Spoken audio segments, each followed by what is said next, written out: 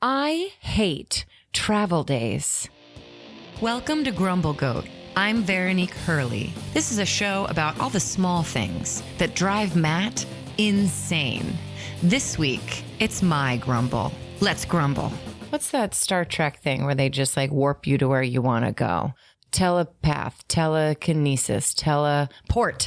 I just want to teleport there. Can you just teleport me? I don't want to deal with the trains. I don't want to deal with the planes. I don't want to deal with the cars. I hate travel days. I just want to be there. Let's teleport there. Can we work on that technology? And the thing about travel days is everyone thinks that they're going to have a day. They're going to have a day. They're going to book their flight at 5 a.m. and that means they're going to get up at 2 a.m. and then they're going to have the rest of the afternoon, right? They're going to go to the pool, or they're going to go on an excursion, or they're going to be able to have dinner. Dinner is all you're going to be able to have, okay? Dinner is all you're going to be able to have, and just get used to it because you're exhausted. Your legs are swollen from the flight. What are you thinking? Stop doing that. Get there at 7, all right? Or if there's a delay, 8 o'clock or whatever. Just experience the day as a travel day. Enjoy yourself on this travel day. Then you're not going to be upset that your plane was delayed because you didn't plan anything.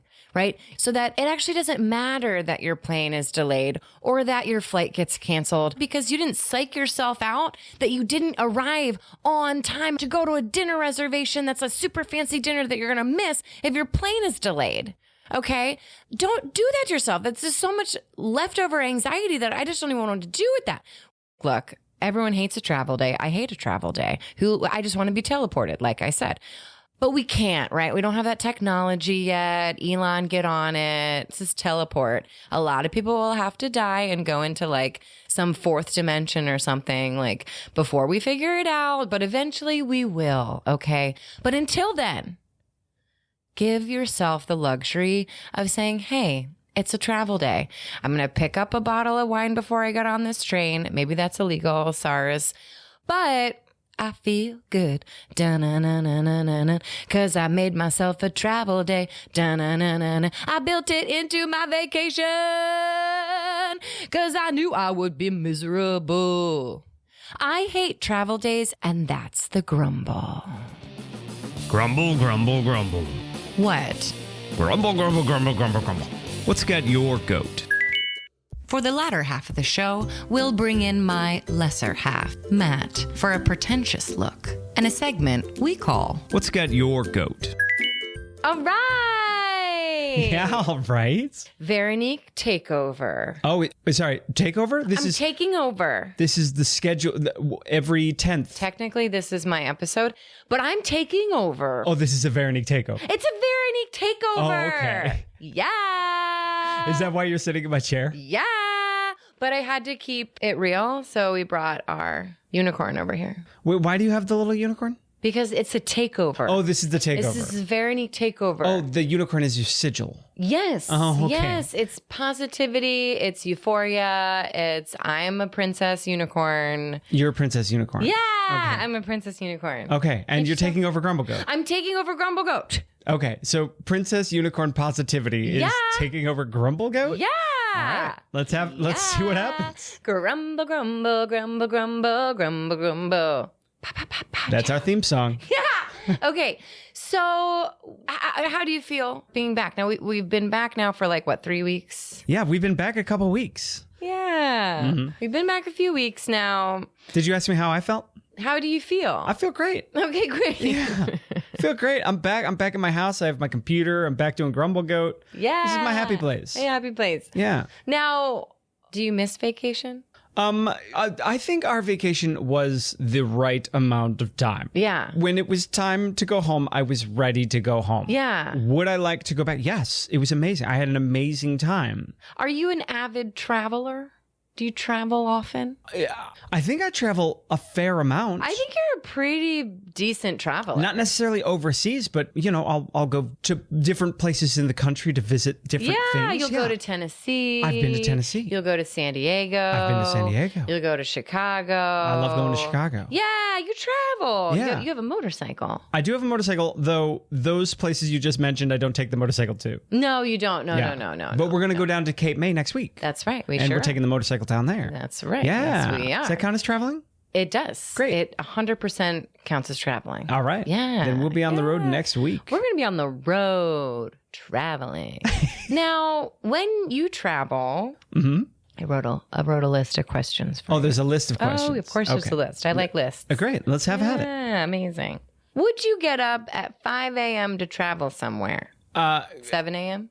No. What about 3 a.m.? Would you get up at 3 a.m. to travel somewhere? What, are you a monster? Yeah.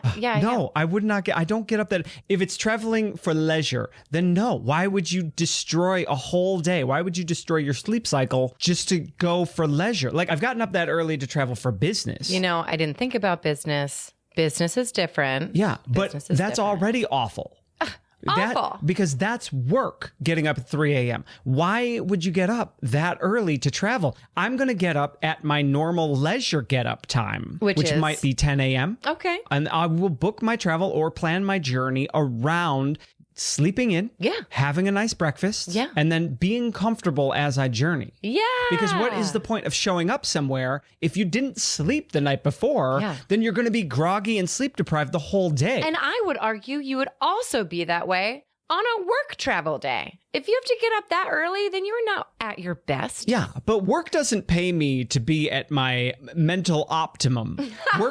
Work pays me to be there. And so they get me being there at the cost of good sleep. But when it comes to leisure, why would I want to show up groggy and tired and insane? Yeah. When we go down to Cape May, we specifically tried to go down the day before so that we could ride the motorcycle and not have to go to rehearsal after riding a motorcycle for 3 hours. Right. Woof. Not wake up at 8. We'd have to leave at 8, which would mean we'd have to get up at like 7 in the morning to get on the motorcycle to travel to show up tired at rehearsal. Yeah, and do a show that night? Yeah. Who do we think we are? No. So we arranged our schedule so that we can go the night before. Yeah. Sleep in. Yeah. And then show up at rehearsal fresh. But we kind of muddied that up a little bit. Did we muddy it up a little bit? We muddied it up a little bit because then you're working. You're working before we go. I have a sleep deprived morning Sunday morning.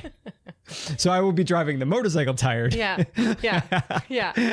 But you know what? I think that's slightly better than thinking that you're going to have a day on your travel day, because we already know that we've had a day. Don't just schedule a travel day. Schedule a travel day. Schedule a travel day. Your travel day is for traveling and checking into the hotel or wherever. That's the whole day. That's the whole day. Don't plan anything else. Don't plan anything. You can have a dinner, sure, but that's it. Sure, dinner. You're not doing a tourist thing. No. You're not going out. No. What are you going to do? You're going to get to the hotel and you're going to fall asleep. You're going to be so tired. Yeah, plan your travel day as a travel day. You're not even going to want to go out to dinner when you get into the hotel. You're going to be like, is Uber Eats going to deliver my food? Right. Because room service. Yeah, room service. So what? So in an ideal world, what time? Did you write these questions down? Because it's feeling like you're winging it here. Yeah, well, I was reading. I didn't write the questions in order. So for free balling. Mm-hmm. Yeah. Free balling. That's what you call it when you write a rigid list and follow it. Okay. What would be the preferred time that you would travel on a leisure day? Okay. I mean, there's a lot of factors that go into it, right? There's not only how long do I want to sleep. There's also how many hours is the travel going to take? Because I don't want to get to the hotel at 3 a.m. either. Gosh, no. Yeah. Nothing's open. You can't get anything, not even wine. Okay, sure. Yeah. So you have to take all that into account. So you got to look at the leaving end and the getting there end. Yeah. Yeah. I think a lot of the people that do this, they try to get a deal right? They're looking at the prices of the tickets. Yeah. I mean, if you're looking at the Greyhound, the bus that leaves at 5:45 in the morning is $20 cheaper than the bus that leaves at noon. But you're going to have a way better day if you just take the bus at noon. I know.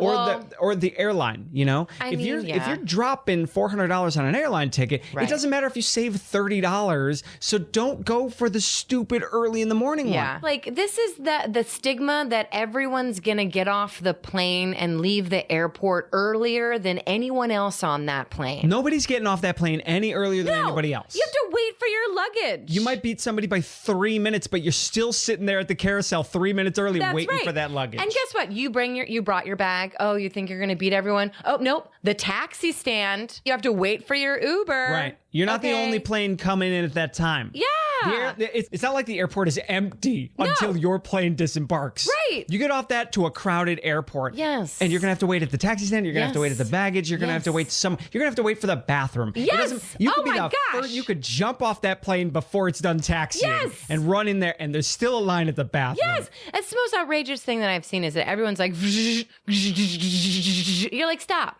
Just sit until the row ahead of you has stood up. Everyone's gotten their stuff out of the overheads. Continue staring at Instagram until everybody in front of you is off the plane. Yes. There's no need to unbuckle and stand up with your craned neck right away. Yeah. There's no point in making traveling worse than it already is. Whoa. Calm. Zen. Meditate.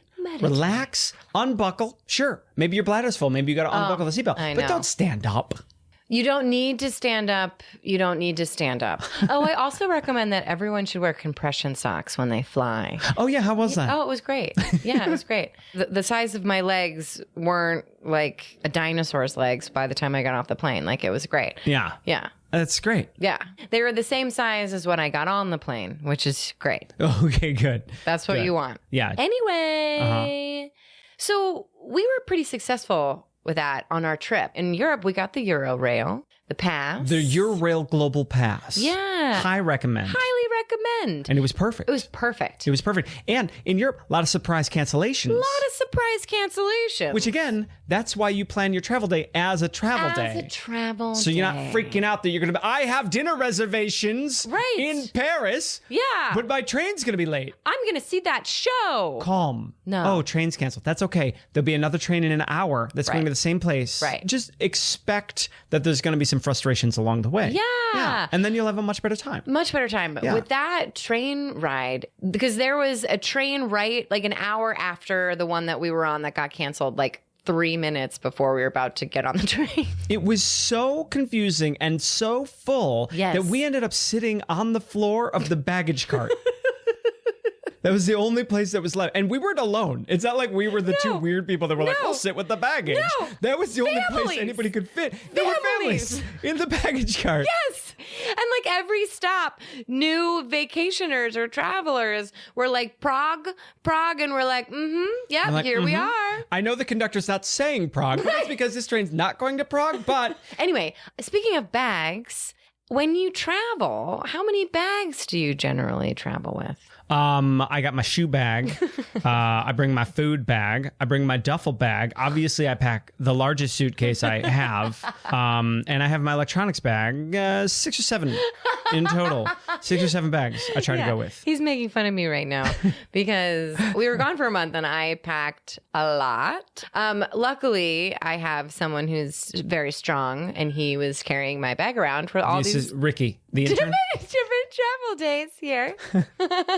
Yeah, I had to carry her luggage and she carried mine. I carried yours. But you know what? Just so it was even, I was also carrying all the wine and the beer. Okay. So my luggage is, I bring one backpack for the things that I might need immediate access to. Yeah. And then what most people consider to be an overhead carry-on bag. Yeah. But I check it every time. And that's it. That's all I allow myself to bring on vacation. But see, here's the thing. You're a cisgender dude. Okay. I don't see what that has to do with anything. Well, that's just smart packing. Well, it's smart packing, but my point is that you look good in the same clothes every day. I don't know if that has to do with cisgender, but I do look good. And no one questions it. But if I were to wear What, you bring 3 shirts with you? No, I mean, shirts are small. I brought 6 or 7. Oh, okay. But you did bring like 2 pairs of pants. That's it. But that's great. Yeah, no underwear. I guess I only wore.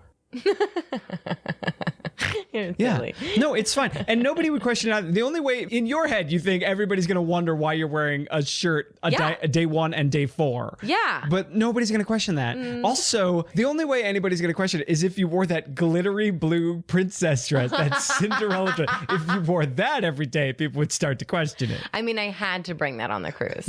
I was on a Disney cruise.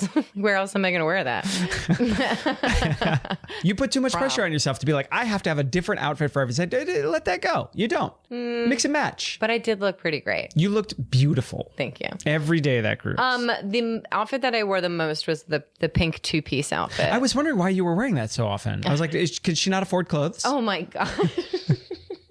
Another travel day that we had was getting into Rome with unforeseen circumstances when the Portuguese airline didn't have enough workers, apparently. They just went on break. Yeah, they just went on break. And so the airline workers' native tongue is not English. So in what English they had, they told us, like, there aren't workers. Right.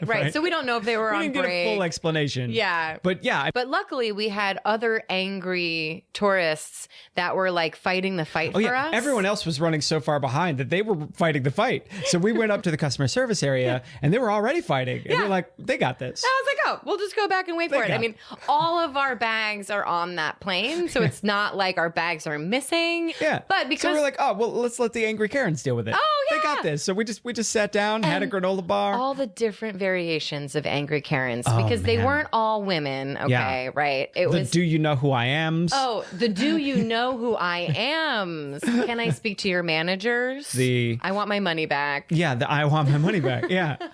I've been waiting an hour and a half. And we did wait. We did wait for a period of time.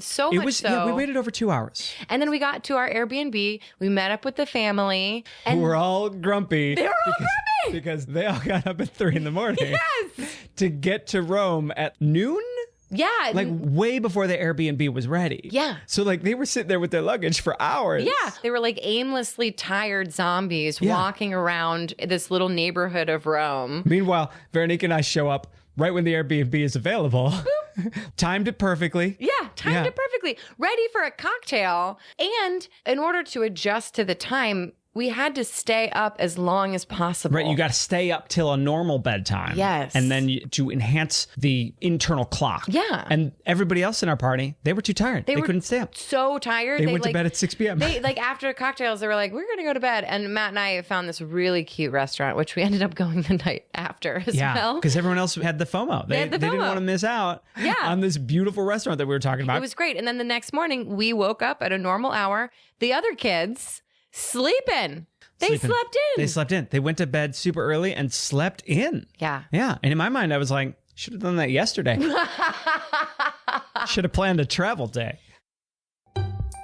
This has been a bonus episode of Grumble Goat. Thanks for listening. I'm Veronique Hurley. I'm Matt Labodka. Please subscribe. You hate when people say, please subscribe. Grumble, grumble, grumble, grumble. Grumble, grumble, grumble, grumble, grumble, grumble. That's our theme song. We did it. We've conquered another one of life's little annoyances. But the truth is, what I really hate is commercials. And I'll wager you do too. And that's why Grumble Goat is proudly commercial-free. But to keep it that way, it takes the support of fellow grumblers like you. If you hate commercials, head on over to our Patreon page and see if becoming a Grumble Kid is right for you. And as always, don't forget to Grumble Goat responsibly and share with a friend.